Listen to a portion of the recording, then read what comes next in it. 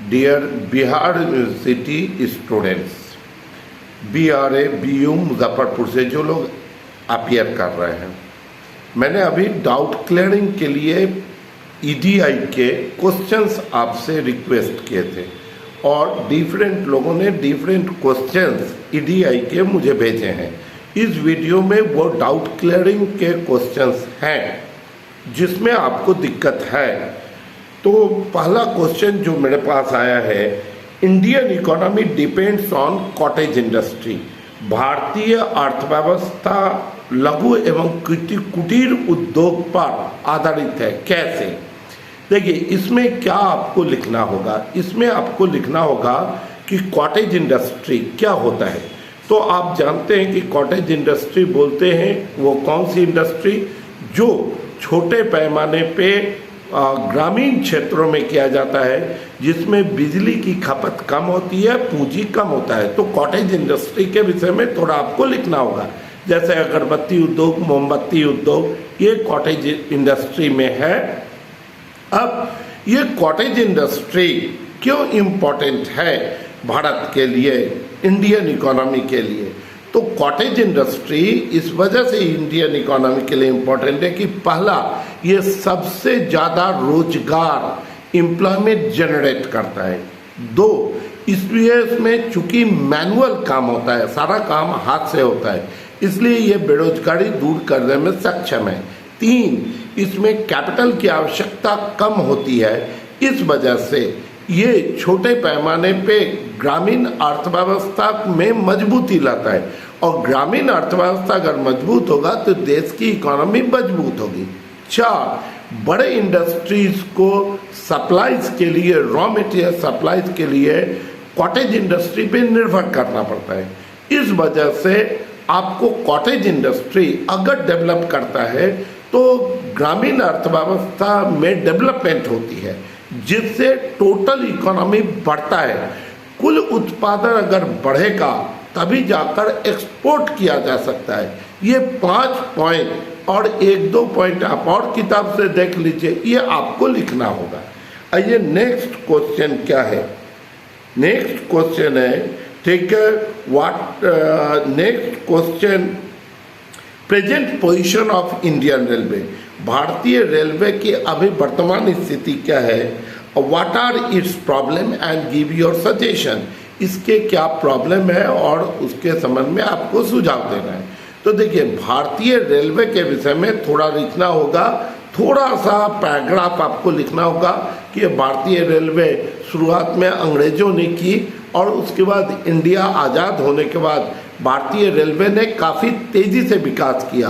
पूरा भारतीय रेलवे सबसे बड़ा यातायात का साधन है और भारतीय रेलवे सबसे ज़्यादा रोजगार देने वाली एक सरकारी संस्था है। अब इसके थोड़ा सा भारतीय रेलवे के विषय में आपको लिखना होगा। अब आपको देना होगा प्रॉब्लम्स क्या है। तो प्रॉब्लम्स में आइए, तो सबसे पहला प्रॉब्लम होता है दोहरीकरण, यानी डबल लाइन का होना। अगर डबल लाइन नहीं होगा, ठीक, तो समय ज़्यादा लगता है। तो समय की बचत अगर नहीं होगी तो कोई भी रेलवे पे चढ़ना पसंद नहीं करेगा। दूसरा, वापस और गौर करके देखिए, पूंजी की कमी। अगर पूंजी कैपिटल नहीं होगा सरकार के पास तो डेवलपमेंट नहीं होगा, तो डेवलपमेंट नहीं होगा तो फिर आपको नई सुविधाएं नहीं दी जा सकती हैं। फिर ये 3, कंपटीशन। किसके साथ कंपटीशन? सड़क यातायात के साथ।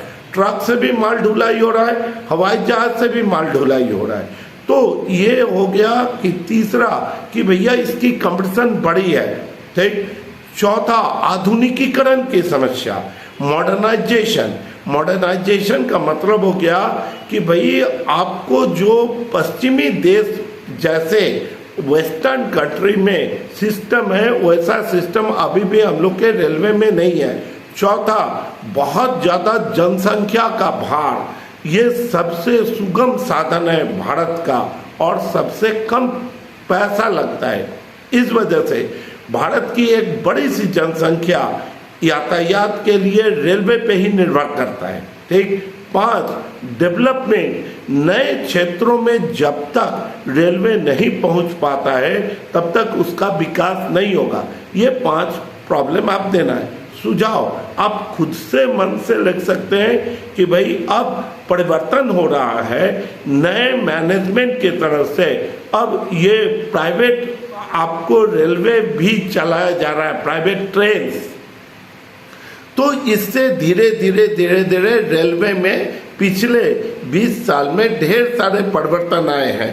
कंप्यूटराइजेशन की सुविधा दी गई है और इसके अलावा अच्छे ट्रेन्स आए हैं जिससे लोगों की समय की बचत हो रही है। ये कुल मिलाकर आपको ऐसा ही लिखना है। अगला क्वेश्चन देखिए, बोलता है India is a rich country. Bharat एक अमीर देश है पर इंडियंस आर पुअर। पर क्या है, इंडियंस गरीब है। क्यों?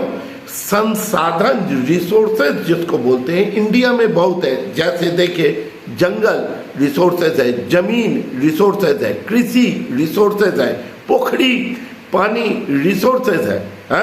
इस मामले में अगर देखें तो इंडिया रिच है, बहुत देशों से रिच है। मौसम ठीक है, सभी मौसम का आनंद हम लोग यहाँ लेते हैं। इसका मतलब है हर टाइप के वस्तुओं का उत्पादन किया जा सकता है, खेती किया जा सकता है। पर इंडियंस आपको कारण है, सबसे पहला कारण अत्यधिक जनसंख्या और दूसरा कृषि पर बहुत ज़्यादा निर्भरता। 3 सेवा क्षेत्र का विकास ना होना। सेवा क्षेत्र मतलब आपको बेसिक इंफ्रास्ट्रक्चर का विकास नहीं होना। आधारभूत ढांचा जिसमें रेलवे आ गया, सड़क यातायात आ गया, बैंकिंग आ गया, पावर सेक्टर आ गया, ये सब क्या हो गया, बेसिक इंफ्रास्ट्रक्चर। तो इनका विकास ना होना। इसके अलावा नेक्स्ट इसका और क्या प्रॉब्लम है, लिटरेसी।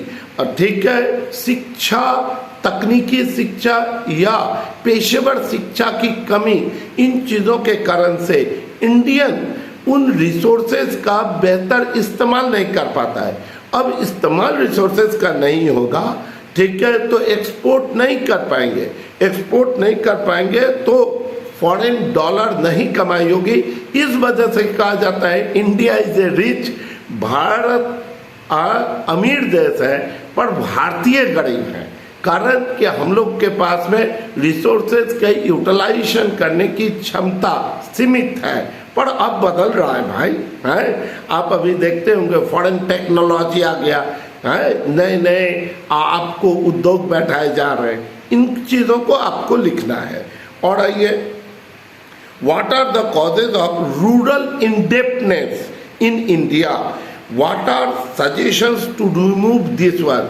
ठीक, भारत इसमें ग्रामीण क्षेत्रों में ऋणग्रस्तता का मतलब है लोग ऋण के लोन के तहत दबे हुए होते हैं। क्यों? ये कारण लिखना है और इससे कैसे ऋण लेने से मुक्ति मिले। ठीक है, ये व्यावहारिक चीज़ है कि भाई भारत में ऋणग्रस्तता यानी लोन लेकर काम करने की ये ग्रामीण क्षेत्रों में एक प्रचलन सी है। परिणाम स्वरूप हमेशा लोग ऋण में दबे हुए होते हैं। इसके एक से अधिक कारण है, इसी कारण को लिखना है। सबसे पहला, ठीक, धार्मिक कारण। हाँ, अदरवाइज नहीं लीजिएगा, पर किताबें ये बोलता है, सोशल साइंस की किताबें ये चीज़ बोलता है।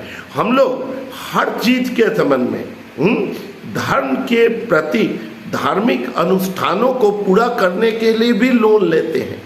ठीक, कर्ज लेना पड़ता है। जैसे श्राद्ध के लिए हिंदू धर्म में कर्ज लेके भी लोग श्राद्ध करते हैं। परिणाम स्वरूप ये अनप्रोडक्टिव है, यानी ये उत्पादक नहीं होता। इसके पीछे खर्च किया गया पर यह उत्पादक नहीं होता है। दूसरा, सेठ साहूकार। सेठ साहूकार का मतलब कौन है? गांव में ऐसे लोग मिलते हैं जो सूद का काम करते हैं। आप सूद का काम समझते होंगे।